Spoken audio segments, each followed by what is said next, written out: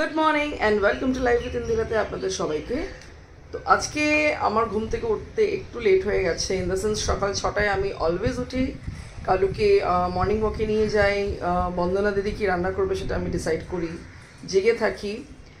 তারপরে 8টা সাড়ে 8টার পরে আমি একটু পাওয়ার ন্যাপ আরেকবার নিতে চাই, আর তারপরে আধা ঘন্টা পরে আবার উঠি।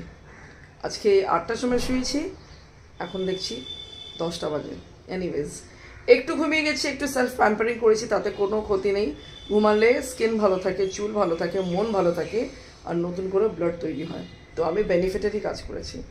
তো আজকে এখন আমি যাব কিচেনে, করার আছে একটু মাটন। কাল রাতে ফ্রিজ থেকে বের করে রাখতে ভুলে গেছি, মাটনটা আছে একেবারে শক্ত পাথর, তো ওটাকে কোনোরকমভাবে মেল্ট করার পরে আমি ওটাকে করতে পারবো। আর তার সঙ্গে সঙ্গে মনটা আছে খুবই খারাপ, আগামী 2 দিন পরে পিয়ুষ বেরিয়ে যাচ্ছে ওর ডেস্টিনেশনে। তো ওর প্যাকিং চলছে, আমি দেখাচ্ছি কি প্যাকিং হচ্ছে। এটা হচ্ছে পিয়ুষের সুটকেস, ওর প্যাকিং অ্যাবাউট টু এন্ড, প্রায় শেষের দিকে। যত কিছু আছে সব রাখছে এখন। অ্যান্ড দেন ওর ডায়েরি নিচ্ছে, ওর পারফিউম নিচ্ছে, হ্যান্ড লাগেজ আছে, ওর গিটার আছে।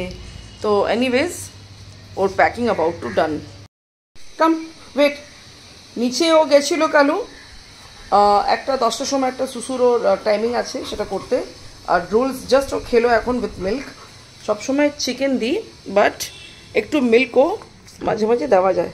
পাট্টাটা খুলবো তো, শুয়ে পড়লি তুই, খুলবো তো, একটু মাথা তোল, মাথা তোল Kalu, come on come on, get up Kalu, get up Kalu, get up Kalu, get up Kalu, get up get up. Give, তুমি দুষ্টু করছো, সবাই কিন্তু তোমার দেখছে। কালু, এই আইসক্রিম খাবি?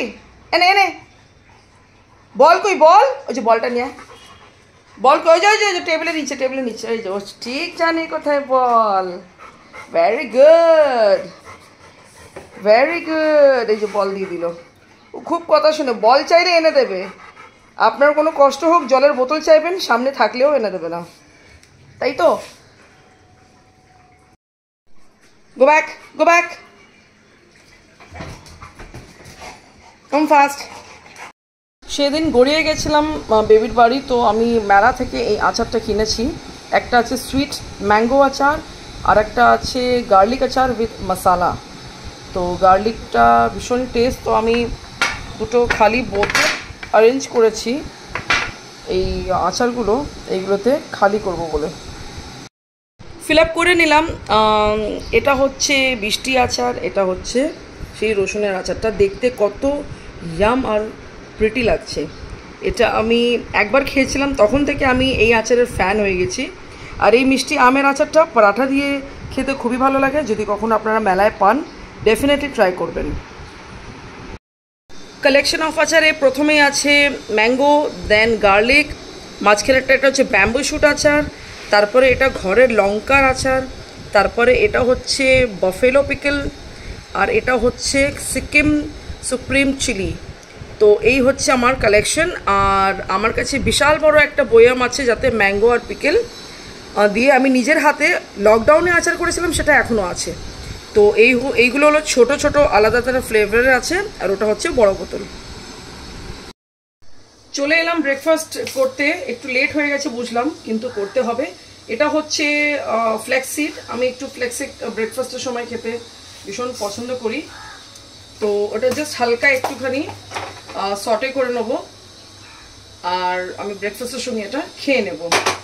তো এটাতে বেশিক্ষণ টাইম লাগে না, একটুখানি জাস্ট ওয়ার্ম তাওয়াতে দিয়ে এটাকে সটে করে নিলে এটা একটু রেডি হয়ে যায়। আর যখন খাবেন দেখবেন মুখের মধ্যে একটা অয়েল বেরোচ্ছে, মানে একটা অয়েল সিক্রেট হচ্ছে সিডসগুলোর ভিতর থেকে। তো ভীষণই ভালো লাগে এটা খেতে আমার। তো এটা হয়ে গেল।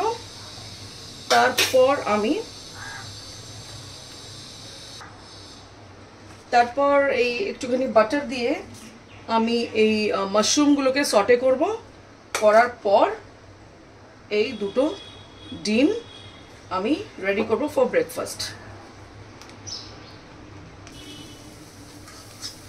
এটাকে আমি করে দিয়েছি লাইক মাখনের মধ্যে একটু সটে করবো জাস্ট এটা, আর একটু উপর থেকে ব্ল্যাক পেপার সল্ট দিয়ে দেবো। তো এটা মোটামুটি খাওয়ার জন্য হয়ে যাবে রেডি। হয়ে গেল আমার ব্রেকফাস্ট, যেটা আমার বানাবার ছিল। এটা হয়ে গেল মাশরুম সটে উইথ বাটার, আর এটা দুটো দেশি ডিম poach, light poach with butter. Mushroom ব্রেকফাস্টের সঙ্গে খেয়ে পিয়ুষ বললো, মা অল্পতে মন ভরছে না, আমি আমার স্টাইলে করছি, তুমি এবার খেয়ে দেখো। তো আমি বললাম চলো ঠিক আছে, তুই তাহলে বানা, আমি তাহলে আর একটু খাওয়ার সুযোগ পাবো। মাটন এখানে আমি সাজিয়ে নিয়েছি, অনেক কিছু ম্যারিনেশন হবে। এখানটায় আছে জিঞ্জার গার্লিক পেস্ট, তারপরে রেড চিলি, কাঁচা লঙ্কা বাটা, হলুদ, দই, নুন, উপর থেকে সর্ষের তেল দিয়ে ভালো করে এটাকে মাসাজ দেবো, একদম স্পা মাসাজ দিয়ে পেঁয়াজ লাল করে ফ্রাই করে মাটনটা আমি চড়িয়ে দেব। এখানে আলু ফ্রাই আমি স্টার্ট করে দিয়েছি, তারপরে পেঁয়াজ ব্রাউন করে মাটনটা চড়িয়ে দেবো।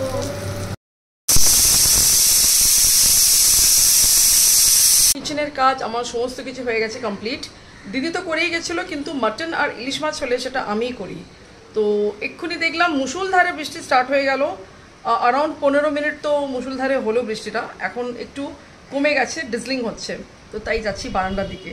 তো পরীক্ষিত ফোনে বললো ও রাস্তা দেরি হবে, কেননা ও বৃষ্টির জন্যে উবের পাচ্ছে না। তো আমি বললাম যে তুমি তোমার টাইম নাও, নিয়ে তুমি আসো, ততক্ষণ আমরা আমাদের লাঞ্চটা শুরু করব। তো বারান্দার দিকে আমি যাচ্ছি। ভীষণ ভালো হয়ে গেছে ওয়েদারটা, এত ভালো হয়ে গেছে যে বলার কথা না। আমি দেখাচ্ছি আপনাদেরকে।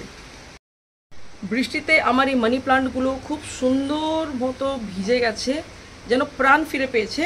আর আস্তে আস্তে কি হচ্ছে না, গাছগুলো আমার দেয়ালের সঙ্গে কিন্তু মানে অ্যাটাচড হয়ে উপরের দিকে উঠছে। পুরোটা উঠে গেলে আমি ড্যাম শিওর খুব সুন্দর লাগবে দেখতে।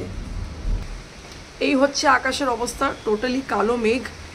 আমার বিল্ডিংয়ের সামনে প্রচুর বিল্ডিং, তাই জন্যে খোলা আকাশটা খুব কমই দেখাতে পাচ্ছি। তো এই হচ্ছে মেঘ। বৃষ্টিতে কারি পাত্তারগুলো তো একেবারে জয় জয়কার হয়ে যায়, সারাক্ষণ ভিজতে থাকে আর আপনি আপই বড় হতে থাকে। এটা হয়ে গেল রেডি আমার মাটন, আর এখন আমরা বসছি খেতে। লাঞ্চ রেডি হয়ে গেল। এটা হচ্ছে বোয়াল মাছের ঝাল আদা বাটা, এটা আমার সকালের তৈরি, মানে এখনই আর কি রেডি যেটা করলাম, মাটন। আর এই ভাত, আর পিয়ুষ বসে গেল এখানটায় লাঞ্চ করতে। ইভেন আমিও বসে যাচ্ছি এখন লাঞ্চ করতে। পরীক্ষিত এসছে কিন্তু লেট করে এসছে, আর লেটের লাঞ্চ করেছে, তো এখন হয়তো আমাকে ফাইনে ওকে আইসক্রিম খাওয়াতে হবে। ঠিক আছে, বৃষ্টির জন্য দেরি করে এসছে। এনিওয়েজ পিয়ুষ গেছে নিচে একজনকে আনতে, একজন আসছেন বিএসএনএল সিমের। হঠাৎ প্ল্যান হলো আর আমরা বেরোচ্ছি এখন বাইরে। তো পরীক্ষিত বললো যে বাড়িতে যখন সে এসেই গেছে, তো বাড়িতে বসে থেকে লাভ নেই, তাই আমরা একটুখানি বাইরে যাব, একটু স্যুপ টুপ খাবো, খেয়ে চলে আসবো। তাহলে আমি আমার আজকের ব্লগটা এখানেই এন্ড করছি।